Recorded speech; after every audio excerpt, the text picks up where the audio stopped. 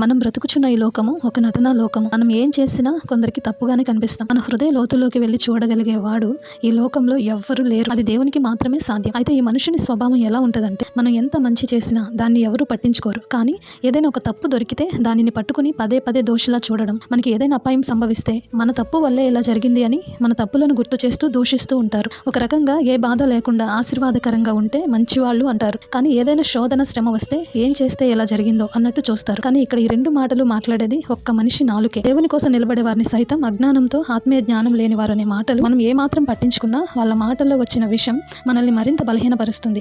దీనికి ఒక చిన్న ఎగ్జాంపుల్ మీకు బైబిల్ ద్వారా చెప్పాలనుకుంటున్నాను. మనందరికీ తెలిసిన పౌలు జీవితం ఎన్నో ఒడిదుడుకుల గుండా, అనేక గాయాల గుండా సాగింది. కానీ అతని కష్టాలలోనే అతను చేసే చర్య మాత్రం చాలా మాదిరికరమైనది. అతని జీవిత అనుభవాలలో జరిగిన ఒక సందర్భంలోనికి వెళ్తే మనుషులు ఇలా ఉంటారు అని మనకి జ్ఞాపకం వచ్చి ఆ మనుషుల మాటలను బట్టి కృంగిపోము. అపోస్తలుల కార్యములు 28వ అధ్యాయంలో పౌలు సముద్రపు ఓడ ప్రమాదాన్ని తప్పించుకొని అలా వెళ్తూ ప్రాణాలతో బయటపడి మెల్లితే అనే ద్వీపానికి చేరుకుంటారు. అయితే ఆ ద్వీపవాసులు వారిని మంచిగానే చేర్చుకుంటారు. కానీ అక్కడ వర్షము చలి ఉన్నందున మోపెడు పుల్లలను పౌలు ఏరి నిప్పుల మీద వేస్తారు. ఆ పుల్లల్లో దాగి ఉన్న ఒక సర్పము ఆ వేడికి బయటికి వచ్చి పౌలు చేతిని పట్టుకుంటది.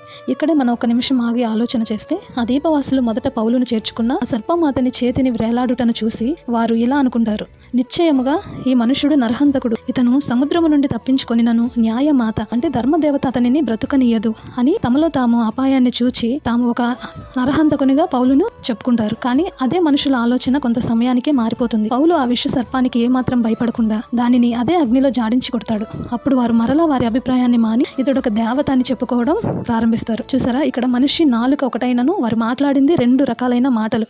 అంతలోనే అపాయం చూసి నరహంతకుడు అన్నారు, అంతలోనే అతనికి ఏమి కలగకుండా చూసి ఇతను దేవత అంటున్నారు. కాబట్టి ఈ వీడియో చూస్తున్న ప్రియ విశ్వాసి, నీ జీవితాన్ని చూసి నీకు కలిగిన శ్రమను చూసి నిన్ను అవమానంగా మాట్లాడుతున్నారా, దోషిగా చూస్తున్నారా? నీ జీవితం ఒక హేళనగా మారిపోయిందా? అయితే ఏ తప్పిదము లేకుండా అంత పరిచర్య చేస్తున్న పౌలు సహితము ఇలాంటి మాటలకు, దూషణ మాటలకు కృంగిపోలేదని నువ్వు ఒకసారి గుర్తుపెట్టుకో.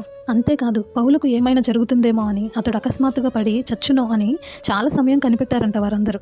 కానీ దేవుడు అతనికి తోడై ఉన్నాడు, విషం విరిచాడు. ఆమేన్. కాబట్టి మనిషి పాము వంటి నాలుకతో తన పదునైన మాటలతో విషం చిమ్ముతుంటే నీ జీవితంలో పౌలు వలె ధైర్యంగా దానిని ఎదుర్కో.